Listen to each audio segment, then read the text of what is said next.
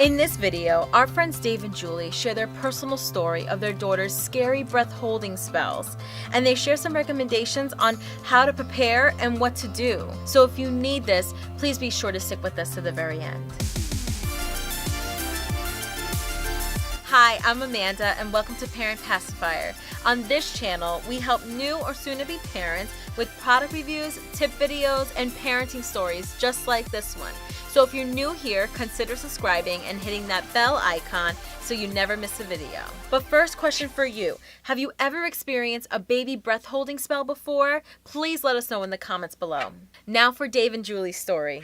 Hi everybody, I'm Dave, this is my wife Julie. We have a 2-year-old daughter, Johanna, and she's beautiful, healthy, and a lot of fun, talking all the time. But I just wanted to share with you a scary experience that we had and how we've learned to kind of deal with it when we discovered that Johanna has breath holding spells, completely involuntary when she's upset or she gets hurt. Not all the time, but she has occasionally where she holds her breath until the point where she passes out. Again, this is completely involuntary, and this is obviously very scary for a parent to deal with. So we want to share with you a little bit about our experiences with this. I'll let my wife Julie share with you the first time we realized that she had this and what's happened since. Our daughter Johanna, like we said, is an amazing, healthy girl, was born no problems. I noticed though when she cried when she was younger, we would notice times that she did kind of almost, her breath would catch, times when she would get a shot or something, and we just thought it was a normal baby reaction when they would start to cry. Didn't last overly long. We would always kind of just blow in her face a little bit and she would start breathing again. So nothing to be concerned about. We thought it was just how she cried. And how other parents had mentioned if their kid was in pain, kind of like that silent scream, and then the loud that would come after. But it all kind of changed. She was around 15 months old. It was December 16th, 2016. We had just a week or so prior been to a well visit at our doctor. She checked out fine. She did get a couple of vaccines. They had told us she might run a slight fever. It was an active virus vaccine, so they said she might run a slight fever in the next 7 to 10 days. She should be fine. She's not contagious or anything. It's just how it works. That morning, she woke up, was fine, playing, and she seemed okay, but she felt really warm. I took her temperature. It was around 104, and she had run high fevers before. That just seemed to be her pattern, so I gave her some Tylenol, but she was playing, not lethargic. Everything was fine. Couple hours later, she didn't feel as warm, so we went out Christmas shopping. I went with my sister and my mom. She ate lunch fine. She even drank some juice. Everything was normal. We decided to go into a store, and I let her out of the cart to look at a couple of little child chairs, just like her cousin was doing, and decided it was time to put her back into the cart, and she got slightly upset. Barely had started crying, just like a typical, 15 to 18 month toddler would not want to quit playing. And so suddenly though, her breath stopped, and I kind of did the whole blow in her face a little bit. This time was really different though. She started to turn like a bluish purple color. Her eyes started to kind of roll. Her body went rigid in the cart. And at that point my mom said, I think she's having a seizure. And it was very scary. I never experienced this before. We said, don't move her. We went to try and find some help. She was still rigid, not breathing, kind of bluish purple. By then, I just thought something is completely wrong. So someone came over. By the time they came over, maybe it lasted less than a minute. For a parent, it feels about 2 hours, but less than a minute. And suddenly she just slumped over. And my immediate thought was, oh no, she's gone. I thought, she's not breathing. Really, something's happened. And then suddenly she goes and took a big breath. And it was the best sound I'd ever heard in my life. And someone had called 911 thinking that she was having a seizure. And so the person who came over to help was an EMT who was just out shopping with his family, but worked as a EMT, and he said, it was probably, if she had a fever this morning, it was probably a type of seizure that comes with fevers. And so we said, okay. So by then the ambulance had gotten there, and they said, let's go ahead and get her checked out.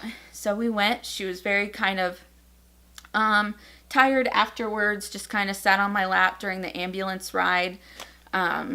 And then we got her checked out. They checked her heart rhythm and things in the emergency room, and everything checked out fine. They checked her blood sugar levels. Everything was fine, and then told us to follow up with our pediatrician. But it was the first time we'd ever heard.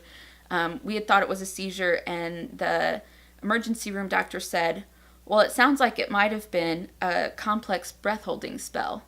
I said, excuse me? He said, do you hold your breath? I said, not unless it's on purpose, like underwater. And he said, normally it's genetic, and didn't really give us any other information after that. And so we're like, what are these? I've never even heard of this. And he kind of passed it off like, oh, these are so common. And I had never heard of them, and my husband had never heard of them, and my in-laws and my mom, no one had heard of them. So we did some research on it, and we said, well, it really could be either or. They can actually mimic at times a seizure. So we followed up with our pediatrician. She felt like we should see a neurologist. The neurologist then did an EEG, said there's no activity that would show that she had a seizure, and also felt like she'd had a complex involuntary breath holding spell. And we found out later, just through our own kind of research, what exactly that entails and how best to handle them, and also then through the doctor's office too. I recommend, if you think your child is either having one of these, you say, oh, I've noticed my child cries. It's actually on, if a child sometimes they say is defiant, they'll say, oh, I'm going to hold my breath, and it's on the inhale. This is on the exhale, so it's completely involuntary, and there's no real rhyme or reason, they say. A lot of times they say maybe someone in the family has had it, genetics. We don't know of anyone in our family that has ever had it. But I would encourage you, don't just pass it off. Definitely get your child checked. Later on, when she started having a few more last summer, they became a little bit more frequent over a 2-week period of time during the summer. We were having quite a few, and they recommended us to a cardiologist to check her heart rhythm. So just make sure you do your due diligence as a parent, because it is scary, and maybe it is something, because they can mimic a seizure. But there's some frustrations Dave might want to share as far as parenting with these breath holding spells. You can imagine how scary this was. My first experience, I was by myself, and so shortly after it happened with my wife, I was in the car and I buckled her up, and I accidentally pinched her a little bit with the seat buckle.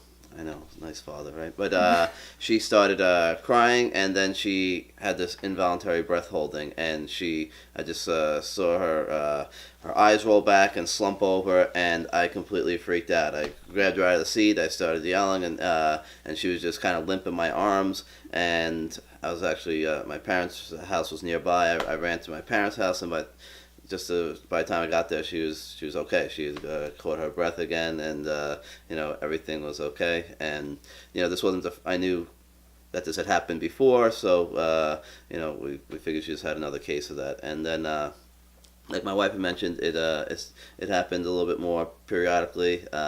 But the good news is she's almost 3 now, and it's been a while since it's happened. They told us that she will grow out of this, so that is good. And so we're hoping that we've gotten past that. But some things that we just kind of learned along the way is make sure that if she does have this, to be around her. You don't want her to fall down and hurt herself falling down. So we just kind of hold her and lay her down gently a little bit, keep her cool a little bit. There's nothing, unfortunately, you could really do to stop it. It's just to kind of just wait, and she will catch her, or he will catch their breath again. So it's very scary when it's happening, but she's fine otherwise, and we were surprised to find out that this is fairly somewhat common. We've never heard of it before. Don't know anyone who's had it before, but maybe new parents out there, just something to look for, or if you've had experiences like this, definitely, like my wife said, get everything checked out, and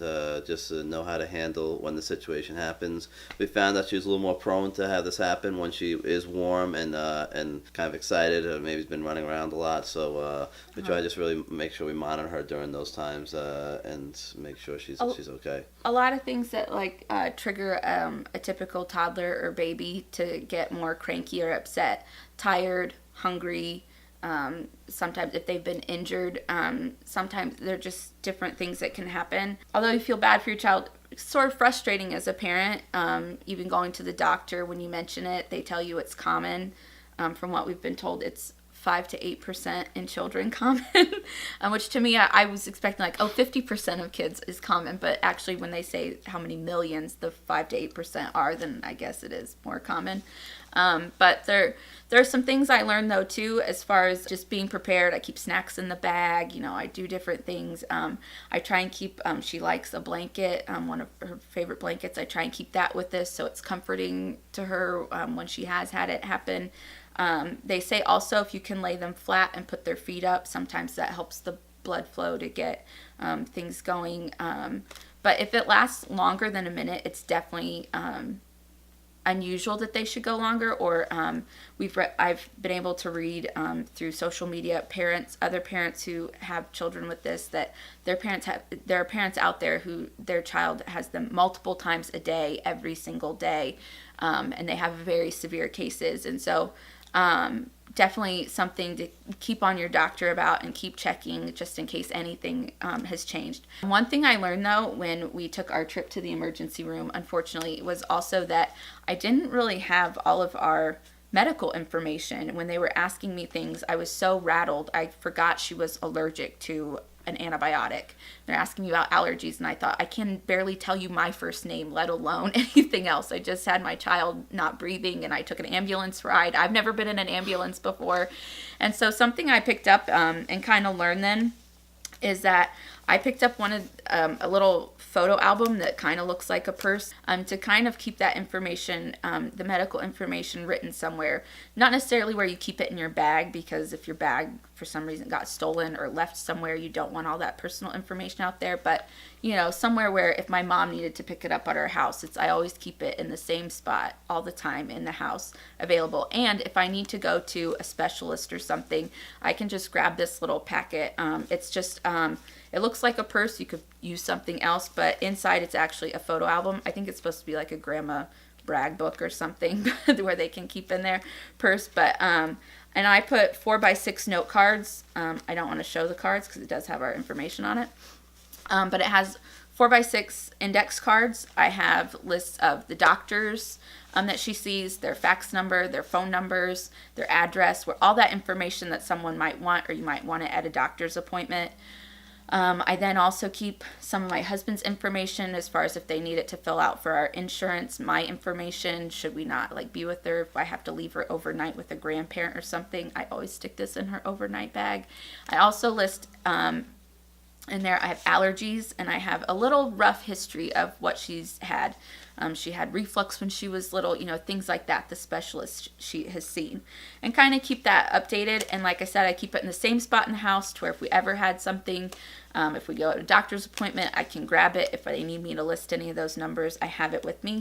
So it definitely kind of got me to thinking well, if something happened, like I said, if she was at a babysitter's or at an overnight with the grandparents or something, should anything happen, you don't want anything to happen, but should it happen, you're kind of prepared, and they're not going from, I don't know. And so, we're thankful our daughter is healthy and fine, and that it's something that, like Dave said, she will grow out of.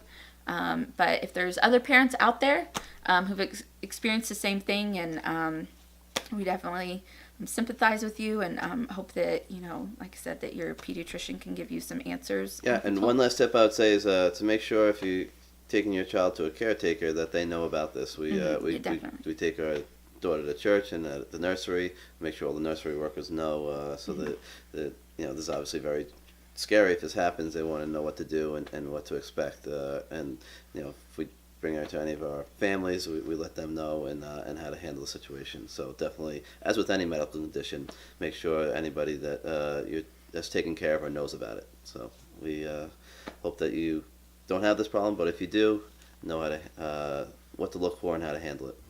So if you're interested in watching another video just like this one, try one of these from Parent Pacifier. Thank you for watching, and we'll see you in the next one. Really, something's happened, and then suddenly she goes and took a big breath, and it was the best sound I'd ever heard in my life. And